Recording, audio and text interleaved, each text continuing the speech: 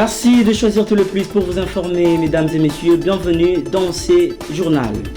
Voici les sommaires. Le président de la République démocratique du Congo, Félix-Antoine Tshisekedi Tshilombo, était face à la jeunesse de son pays ce mercredi 30 novembre 2022.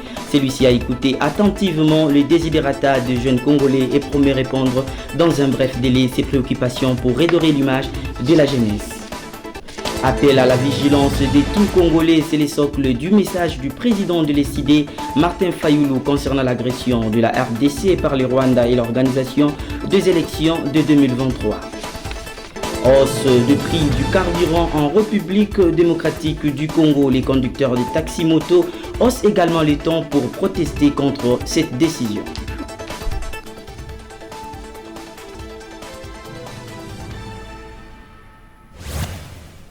Comme je venais de l'annoncer au sommaire, le président de la République démocratique du Congo, Félix-Antoine Tshisekedi Tshilombo, était face à la jeunesse de son pays ce mercredi 30 novembre 2022. Celui-ci a écouté attentivement les desiderata de jeunes Congolais et promet répondre dans un bref délai ses préoccupations pour redorer l'image de la jeunesse. Chose saluée par Dodus Mandungu, coordonnateur de la fondation qui porte son nom. Nous y reviendrons dans nos prochaines éditions.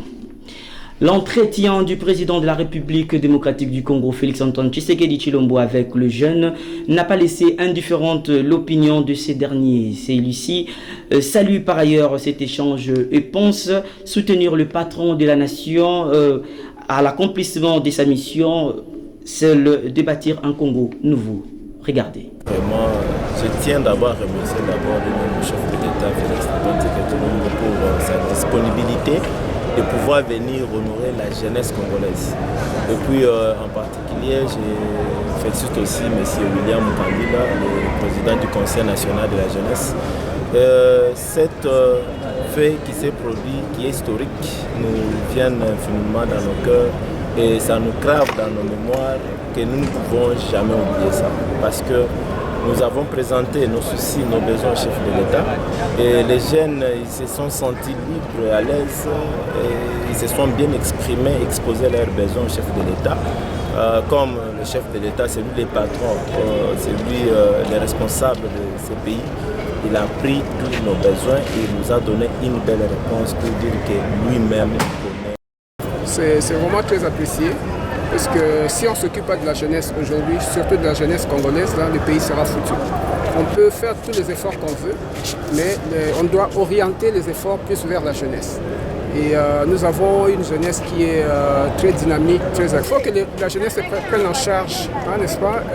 Les pays qui sont développés les sont par des initiatives privées. Hein, c'est-à-dire qu'il ne faut pas que les jeunes attendent qu'on fasse tout pour eux. Hein, il faut qu'ils prennent des initiatives. J'ai entendu de très bons mots prononcés par les jeunes avec de très bonnes idées. Hein, n'est-ce pas? S'ils mettent ça en application, je crois que dans 10 ans, on parlera d'un autre Congo. Appel à la vigilance de tout Congolais, c'est le socle du message du président de l'ECD, Martin Fayulu Madidi, concernant l'agression de la RDC par le Rwanda et l'organisation des élections de 2023. Celui-ci appelle par ailleurs le gouvernement à une solution urgente. C'était au cours de son adresse à la nation, c'est 29 novembre 2022. Congolais de l'intérieur et de la diaspora, vous êtes témoins de l'histoire tragique telle qu'elle se déroule sous vos yeux. Monsieur Kagame s'emploie par tous les moyens à concrétiser son ambition de balkaniser notre pays. En effet, les communiqués signés lors du mini-sommet de Luanda et les propos tenus ce lundi 28 novembre à Nairobi par le président burundais constituent des preuves de la capitulation de la RDC. Jeunes Congolais, disséminés dans les 26 provinces du pays, dénoncer l'agression de notre pays par le Rwanda au travers de manifestations grandioses sur l'ensemble du territoire national et exiger le départ des éléments du M23 et des troupes de la communauté d'Afrique de l'Est de notre pays. Congolaises et Congolais, dans cet élan, je demande à toutes et à tous de répondre massivement à l'appel de l'Église catholique de marcher dans tous les diocèses de la République C'est dimanche 4 décembre 2022 contre la balkanisation de notre pays. Direction Assemblée nationale où après la publication du calendrier électoral par la CENI faisant office à l'organisation du processus électoral de 2023, la Chambre basse du Parlement prévoit une plénière à huis clos pour statuer sur ces calendriers qui suscitent pas mal de réactions. Le président de l'Assemblée nationale congolaise, Christophe Mbossou, a proposé d'organiser une séance plénière dans les prochains jours sur les calendriers électoraux publiés par la Commission électorale nationale indépendante CENI en sigle. Après sa proposition, tous les députés nationaux présents dans la plénière ont accueilli cette décision en roi. Ou nombreux entre eux souhaitaient avoir des informations claires, surtout sur les respects du calendrier électoral. C'était dans ce journal, hausse de prix du carburant en République démocratique du Congo à Kinshasa. Les conducteurs des taxis-motos haussent également les temps pour protester contre cette décision. Ils lancent un SOS aux autorités compétentes. Regardez. Malgré le fait de la fin d'année, les hausses de prix du carburant posent problème à Kinshasa. Comme constat sur le terrain, un litre d'essence qui coûtait entre 2450 francs congolais et 2600 francs congolais revient à 2855 francs congolais. Concernant cette situation, pour mettre les chauffeurs taxi et moto en difficulté, ils ont réagi. Pendant carburant matin, pendant sont à 2100 francs, carburant commande à 2700 francs. Carburant à 2700 francs, banzela pe mabe embouteillage ici c'est la biso carburant nyoso. So leli ba konziba yo ke la biso te po ba ki c'est la biso carburant. So qui te fait ezo ya biso pe to masa prix po moyen to vivre ezate o che carburant embouteillage so lio litre ngo mubimba. Moyen to bula bien ezate. Selon d'autres personnes, ce fléau complique même la population pour se déplacer. Signalons que le chauffeur interpelle le ministre de l'hydrocarbure, Didier Bidimbu, et au gouvernement de chercher le plus tôt possible des solutions qui va résoudre ce phénomène de hausse de prix du carburant.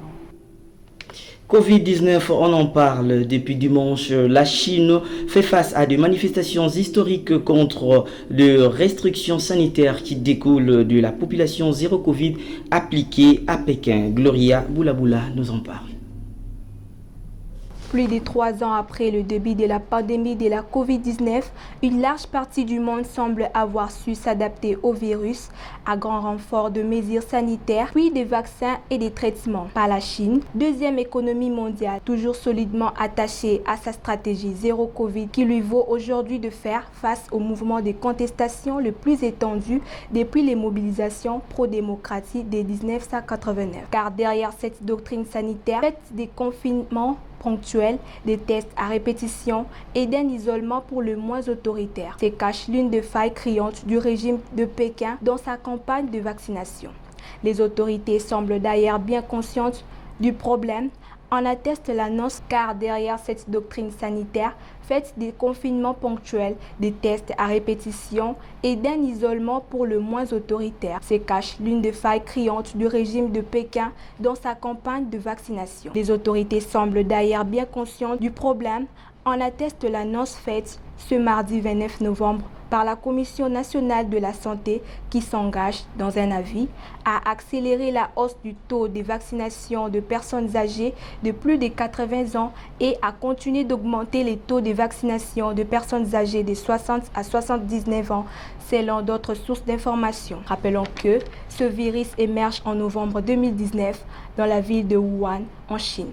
Après avoir atteint d'autres pays, la pandémie avait atteint le continent africain en février 2020, où un premier cas avait été enregistré en Égypte. C'en est suivi pour aujourd'hui, mais avant de nous séparer, le rappel des titres. Le président de la République démocratique du Congo, Félix-Antoine Tshisekedi Tshilombo, était face à la jeunesse de son pays ce mercredi 30 novembre 2022. Celui-ci a écouté attentivement les désidératas de jeunes Congolais et promet répondre dans un bref délai ses préoccupations pour redorer l'image de la jeunesse. Appel à la vigilance des tout Congolais, c'est le socle du message du président de l'ICD, Martin Fayulu, concernant l'agression de la République démocratique du Congo par le Rwanda et l'organisation des élections de 2023. Hausse des prix du carburant en République démocratique du Congo à Kinshasa. Les conducteurs des taxis-motos haussent également le ton pour protester contre cette décision. C'est par ici que nous mettons un point final à cette grande édition du journal. Merci de l'avoir suivi et bonne suite des programmes sur Télé+.